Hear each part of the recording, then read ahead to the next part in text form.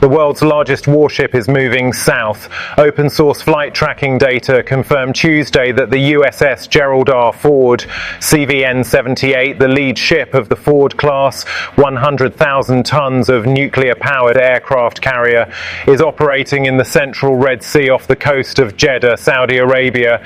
It transited the Suez Canal and entered the Red Sea. It has been moving south ever since. The question every naval analyst tracking this conflict is now answering is where it is going, what it will do when it gets there, and what the strategic geometry of two nuclear carrier strike groups simultaneously flanking Iran from the west and the east means for the war's next phase.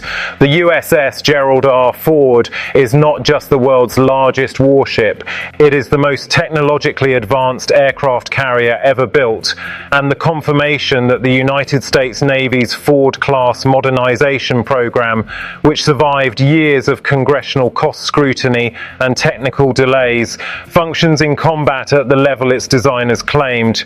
CVN-78 is 337 meters long.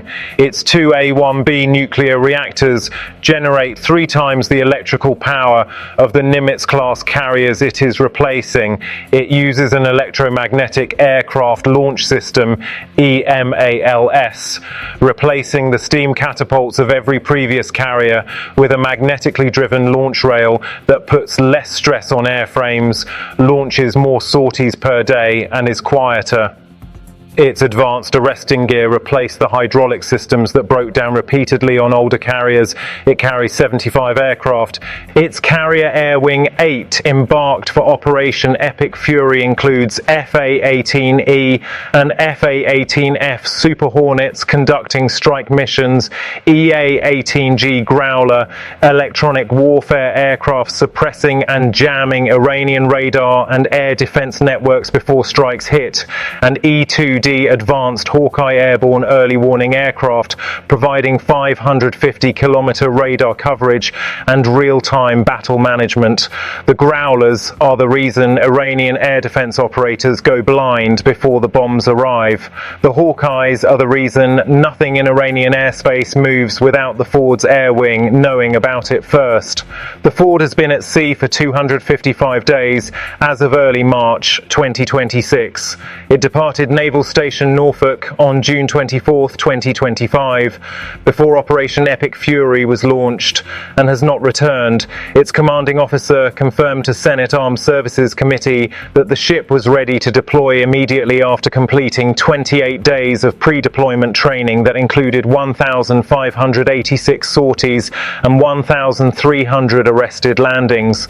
Admiral Caudle confirmed the crew has been away longer than planned because the nation needs them. If the deployment extends to May, it will surpass the 294-day post-Vietnam record for continuous carrier deployment. The ship that is now moving south through the Red Sea toward the Bab-el-Mandeb Strait has been continuously at sea longer than any American carrier since the Vietnam War. The Ford's Red Sea positioning on day 11 creates the confirmed carrier pincer geometry that every military analyst covering this conflict has described as the single most significant naval strategic development since the war began. The USS Abraham Lincoln, CVN-72, a Nimitz-class carrier, is confirmed operating in the Arabian Sea, covering the eastern approaches to the Strait of Hormuz and the Gulf of Oman. The Ford is now in the Red Sea, covering the western approaches via the Bab-el-Mandeb Strait. Iran sits between them. Its remaining naval forces, already confirmed at less than half their pre-war strength after 43-plus vessels destroyed, face carrier-based aviation from 2 separate maritime axes simultaneously. Any Iranian vessel attempting to move from the Gulf into the Indian Ocean passes within range of Lincoln's air wing. Any Iranian vessel or asset in the western approaches faces the Ford.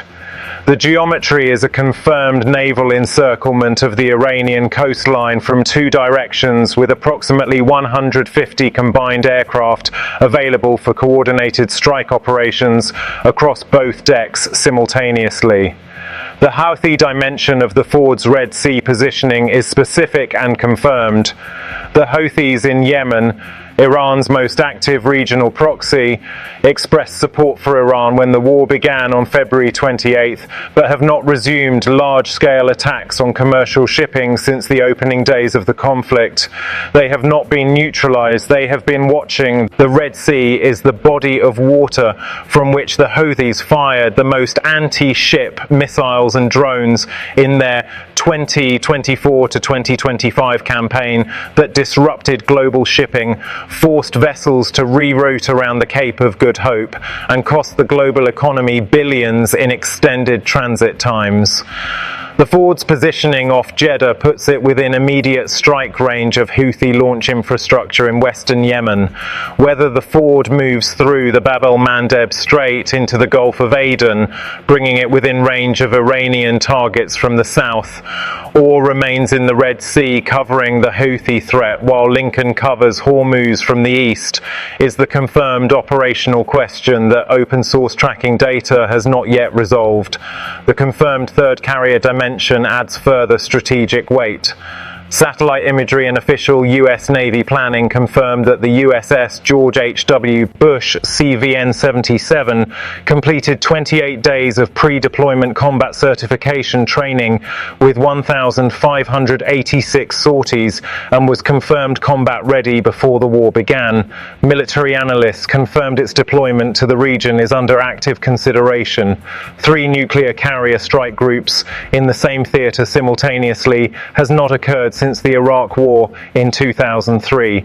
The Pentagon burning through $5.6 billion of munitions in the first 2 days of the war, confirmed by US officials to the Washington Post, means the logistics of sustaining the most intense air campaign in a generation require exactly the kind of distributed strike capacity that 3 carrier decks provide.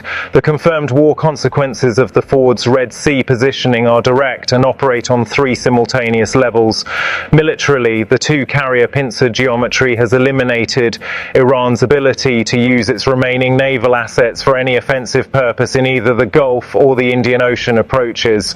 Lincoln covers the east, Ford covers the west. Iranian vessels that survived the first 11 days of naval destruction have nowhere to go that is not within range of one of the 2 air wings. The Houthi threat in the Red Sea, which disrupted global shipping for 14 months before this war, is now operating in waters where the world's most advanced aircraft carrier is conducting around-the-clock combat operations. The commercial shipping insurance calculation that has kept 150 vessels anchored outside Hormuz is now a calculation that has to account for a Ford-class carrier directly in the Red Sea shipping lane. Strategically, the Ford's repositioning from Eastern Mediterranean to Red Sea confirms the campaign has moved into a phase where the western axis of Iranian military reach through the Bab-el-Mandeb, through the Houthis, through the Red Sea approaches is now being covered by the same strike capacity that covered the Levant in the war's opening days. And logistically, a carrier that has been at sea for 255 days, moving deeper into the combat zone rather than rotating home, is the clearest single signal available that Washington has no timeline for ending this campaign that is shorter than the Ford's endurance. The world's largest warship is heading south. The war is heading with it.